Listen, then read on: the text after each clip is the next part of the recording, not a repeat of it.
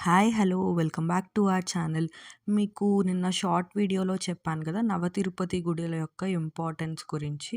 So, ఈ వీడియోలో నేను డీటెయిల్‌గా 3 టెంపుల్స్ గురించి చెప్తాను. మేమొచ్చి తిరుచెందూరు నుంచి స్టార్ట్ అయ్యి, వన తిరుపతి చూసుకొని, నవతిరుపతి టెంపుల్స్‌కి రీచ్ అయ్యాం.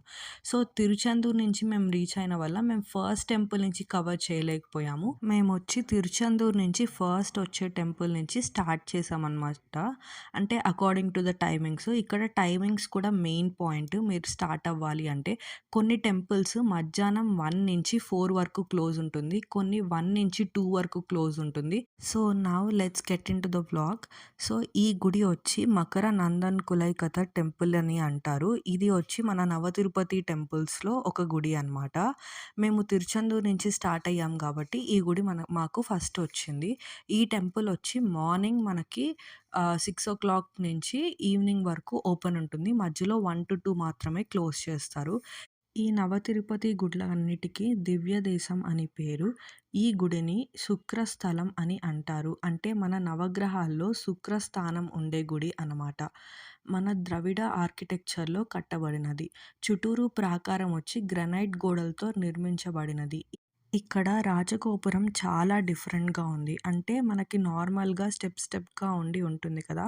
ఇక్కడ మాత్రం ఫ్లాట్‌గా ఉందనమాట. సో, అంటే వీళ్ళు తమిళ్ ట్రెడిషన్ అయిన తేంకలైని పాటిస్తారు. ఇక్కడ మామూలుగా రోజు 6 పూజలు జరుగుతాయి. అది కాకుండా మనకి ఇయర్‌లో 3 పండుగలు జరుపుతారు. దాంట్లో మెయిన్ వచ్చి మన వైకుంఠ ఏకాదశి, నెక్స్ట్ వచ్చి నమ్మాళ్వార్ పుట్టినరోజు చేస్తారు. ఆ రోజు గరుడ సేవ వాహనంలో దేవుడిని నవతిరుపతి గుడులకి ఊరేగిస్తారు. ఈ గుడులు మన ఎండోమెంట్ బోర్డ్ అయిన తమిళనాడు గవర్నమెంట్ వాళ్ళు మెయింటైన్ చేస్తారు. ఈ గుడి ప్రాకారం అయితే చాలా పెద్దది. ఇది వచ్చి 7-9వ శతాబ్దంలో పల్లవ రాజులు పరిపాలించుట సమయంలో కట్టబడినవి. అసలు దీని ఆర్కిటెక్చర్ చూస్తే అసలు ఎంత డీటెయిల్‌గా దీన్ని కార్వ్ చేసున్నారో ఒక్కసారి చూడండి. ఇది మెయిన్ గుడి యొక్క ఎంట్రన్స్. ఇంతవరకు మీరు చూసింది వచ్చి గుడి యొక్క ప్రాకారం. గుడి ప్రాకారం అయితే చాలా విశాలంగా ఉంది. మనకి 4 సైడ్స్ నుంచి ఎంట్రన్స్ ఉందనమాట ప్రతి గుడికి. ఒక సైడ్ ఆఫ్ ద గుడి వచ్చి మనకి ఇంతకుముందు కాలంలో అక్కడ పనిచేసే పూజారులు అందరూ కూడా ఇక్కడే వాళ్ళ ఇల్లు ఉండేవన్నమాట. అలానే ఇప్పుడు కూడా ఇక్కడ పనిచేసే పూజారుల వాళ్ళ ఇల్లంతా కూడా మనకి ఒక సైడ్ ఉంది. ఇంకొక సైడ్ వచ్చి మనకి గోశాల అవంతా ఉందనమాట. దేవుడికి పాలు అవన్నీ కూడా అక్కడుండే గోశాల నుంచే తీసుకుంటున్నారు. అండ్ పూల చెట్లు, పండ్ల చెట్లు, కూరగాయలు అవన్నీ కూడా వేసున్నారు చుట్టూరు. చాలా బావుంది. ఈ కాలమ్స్ కానీ ఇవన్నీ చూడండి, సీలింగ్ ఎంత బాగా కార్వ్ చేసున్నారో. అప్పట్లో మన స్కల్ప్చర్స్ ఎంత చేసేవాళ్ళో. ఇప్పుడొచ్చి అంతగా డీటెయిలింగ్ అనేది ఉండట్లేదు ఏ టెంపుల్‌లో. అండ్ చాలా ప్రశాంతమైన వాతావరణం ఉంది. అసలు మేము వెళ్తూ ఉంటే వస్తూనే ఉంది గుడి. మెయిన్ గర్భగుడికి చాలా టైం పట్టిందనమాట. చుట్టూరు ఇవంతా ఉన్నింది. తర్వాత మేమొచ్చి కొంచెం ముందరికెళ్ళి మేమెళ్ళిన టైంలో మాకు అక్కడ ప్రస్తుతానికి అభిషేకం జరుగుతుంది అని చెప్పి క్లోజ్ చేశారు. అందువల్ల మేము కాసేపు వెయిట్ చేయాల్సొచ్చింది. వెయిట్ చేసి మేము ప్రశాంతంగా చాలా రోజుల తర్వాత ఇలాంటి గుడులు చూసామనమాట. సో, ఇక్కడి నుంచి బయటకి వెళ్తే మనకేంటంటే విమాన వెంకటేశ్వర స్వామి గోపురం ఉంటుంది. అలానే మనకి తిరుమలలో ఎలా ఉంటుందో అలానే ఉందనమాట. మేమిక్కడ గుడి చుట్టూరు ప్రదక్షిణం చేశాము. సో, ప్రదక్షిణం చేసి మేమక్కడ ఒక 5 మినిట్స్ వెయిట్ చేయగానే మళ్ళీ ఓపెన్ అయిందనమాట. సో, మనం ఇప్పుడు ఈ గుడి యొక్క స్థల పురాణం తెలుసుకుందాం రండి మరి. ఒకనాడు లక్ష్మీదేవిని వదిలి విష్ణుమూర్తి అయిన శుక్రభగవానుడు భూలోకంలో ఉన్న భూదేవిని కలవడానికి వెళ్తాడు. అప్పుడేమవుతుందంటే లక్ష్మీదేవి దుర్వాసుడు అనే ఋషి దగ్గరికి వెళ్ళి, నాకు కూడా భూదేవి అంత అందాన్ని ఇవ్వు అని అడుగుతుంది. అప్పుడు ఆ ఋషి అయిన దుర్వాసుడు భూదేవి దగ్గరికి వెళ్తాడు. ఆమె ఆ ఋషిని చూడనట్టు తెలియనట్టు నటిస్తుంది. దానితో ఋషికి కోపం వచ్చి ఆమెకి ఒక శాపాన్ని ఇస్తాడు. అది ఏంటంటే లక్ష్మీదేవికి ఆమె యొక్క మొత్తం అందాన్ని తనకి వెళ్ళాలి అని చెప్పి శపిస్తాడు. అది విని భూదేవి ఆయనకు తన చేసిన తప్పుకి క్షమాపణ అడుగుతుంది.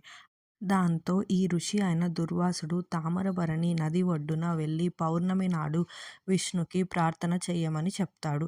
అప్పుడు ఆమె అక్కడికి వెళ్ళి ప్రార్థన చేస్తూ ఉండగా ఆమెకి చేప రూపంలో ఉన్న కమ్మలు కుండులు కనిపిస్తాయి. చెవి కుండులు కనిపిస్తాయి. అప్పుడు విష్ణుమూర్తి అయిన శుక్రుడు ఆమె ముందు కనిపించగా ఈ కుందులను ఆయనకి ఇస్తుంది. అందుకే ఈ గుడికి మకర నెందున్ కులై కతర్ అని పేరు. ఇక్కడ భూదేవి, శ్రీదేవి, విష్ణుమూర్తి ముగ్గురు ఉంటారు.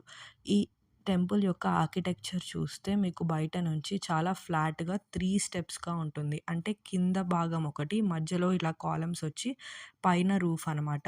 సో, ఈ వీడియో మొత్తం మీరు డీటెయిల్‌గా చూడండి. నెక్స్ట్ వచ్చి మేము సెకండ్ టెంపుల్‌కి వెళ్ళాము. దీని గురించి తెలుసుకుందాం మరి. ఈ తిరుకొల్లూర్ వైదమనిది పెరుమాళ్ టెంపుల్ 108 విష్ణు క్షేత్రాలలో ఒకటి. ఇది 8వ స్థానం నవతిరుపతి గుడులలో. ఇది 2 కిలోమీటర్లు ఆళ్వార్ తిరునగరి నుండి. ఈ టెంపుల్ గురించి బ్రహ్మాండ పురాణంలో రాసి ఉన్నది. ఇక్కడ నమ్మాళ్వార్ ఒక్కడే మంగళాసన చేశాడు. 12 పాటలతో. మధుర కావ్యవర్ యొక్క పుట్టిన స్థలం ఇది. ఈ గుడి యొక్క స్థల పురాణం తెలుసుకుందాం. కుబేరుడు పార్వతిని కామంతో చూడగా శివుడు, పార్వతి కుబేరుడిని శపిస్తారు.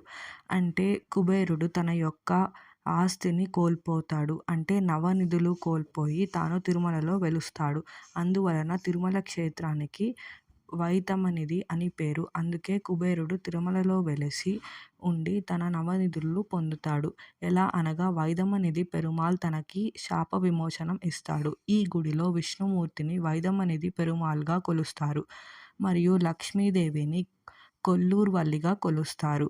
ఈ గుడికి 2 ప్రాకారాలు ఉన్నది. ఇక్కడ వైదమనిధి పెరుమాళ్ తన సంచిని పెట్టుకొని ఈస్ట్ సైడ్ చూస్తూ పడుకొని ఎడమ చేతిని చూస్తూ ఉంటారు. అందుకే ఇక్కడ ఏమి కోరుకున్నా జరుగుతుంది అని అంటారు. ఇక్కడ విష్ణుమూర్తి అయిన వైదమనిధి పెరుమాళ్ మనకి అంగారక రూపంలో ఉంటారు. ఈ గుడి కూడా మనకి ద్రవిడ ఆర్కిటెక్చర్‌లోనే కట్టారు. సేమ్ ఫ్లాట్ రూఫ్ ఉంటుంది ఇక్కడ కూడా. అండ్ గోశాల కూడా కామన్ ఈ గుడులలో. నెక్స్ట్ మనం మూడవ గుడికి వెళ్దాం మరి. ఈ ఆళ్వార్ తిరునగరి గుడి నవతిరుపతి గుడిలలో ఒకటి. ఇది వచ్చి మనకి తూత్తుకుడి డిస్ట్రిక్ట్ తమిళనాడు స్టేట్‌లో ఆళ్వార్ తిరునగరి అనే టౌన్‌లో ఉంది అన్నమాట. ఈ గుడి వచ్చి 26 కిలోమీటర్స్ తిరునెల్వేలి నుంచి. ఇది కూడా మన ద్రవిడియన్ స్టైల్‌లో కట్టబడినది. ఇది వచ్చి మనకి 108 విష్ణు క్షేత్రాలలో ఒకటి. ఇక్కడ విష్ణువుని ఆదినాయగర్ అండ్ లక్ష్మీదేవిని ఆదినాయగి అని పిలుస్తారు. ఈ గుడి వచ్చి మన నవగ్రహాలలో గురుస్థానం ఉండే గుడి అనమాట. ఈ గుడి ప్రాకారం కూడా చాలా విశాలంగా ఉంది. పచ్చని పంటలతో ఉంది అనమాట. మనకి రైట్ సైడ్ చూస్తే మనకి ఇక్కడ కూడా గోశాల ఉంది. ఇక్కడ ప్రాకారం కూడా పూర్తిగా గ్రానైట్ వాల్స్‌తో కట్టి ఉన్నారు. ఇక్కడ రాజగోపురం వచ్చి ఒక గేట్‌వే లాగా ఉంటుందన్నమాట. ఈ ఈ ప్లేస్ నమ్మాళ్వార్ యొక్క పుట్టిన స్థలంగా చెప్తారు. నమ్మాళ్వార్ అండ్ ఆళ్వార్ తిరునగరి గురించి నేను షార్ట్ వీడియోలో డీటెయిల్‌గా చెప్తాను. విష్ణుమూర్తి ఇక్కడ తూర్పుని చూస్తూ తన యొక్క కాళ్ళు మాత్రం భూలోకంలోనే ఉంటుంది అని చెప్పబడినది. ఇక్కడ లక్ష్మిని, భూదేవిని ఆదినాయకి అండ్ తిరుక్కురకురనాయకి అని పిలువబడినది. ఈ గుడి వచ్చి మనకి తాంబరభరణి నడి ఒడ్డున ఉంది అనమాట. ఈ తాంబరభరణి నదిని బ్రహ్మతీర్థంగా కొలుస్తారు. ఈ గుడి వచ్చి మనకి ఎండోమెంట్ బోర్డ్ అయిన గవర్నమెంట్ ఆఫ్ తమిళనాడు వాళ్ళు మెయింటైన్ చేస్తారు. ఇక్కడ చాలా పెయింటింగ్స్ ఉంది. ఈ పెయింటింగ్స్ వచ్చి రామాయణంని డెపిక్ట్ చేస్తాయి. చాలా బాగున్నాయి. ఇక్కడ పిల్లర్స్ వచ్చి మనకి 48 పిల్లర్స్ ఉన్నాయి. ప్రతి పిల్లర్ వచ్చి ఒక స్టోరీని కార్వ్ చేసి ఉంటారు. ఈ ఈ టెంపుల్ యొక్క చుట్టూరు ప్రాకారం చూడండి ఎంత బాగా కార్వ్ చేసున్నారో.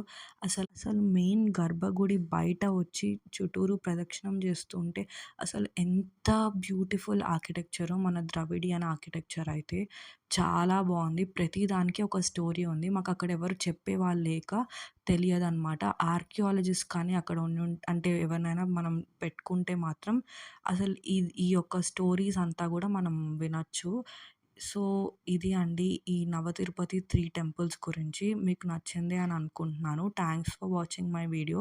నెక్స్ట్ వీడియోలో మిగతా టెంపుల్స్ గురించి చెప్తాను. Don't forget to like, share and subscribe to our channel. Bell icon click చేయడం మర్చిపోకండి.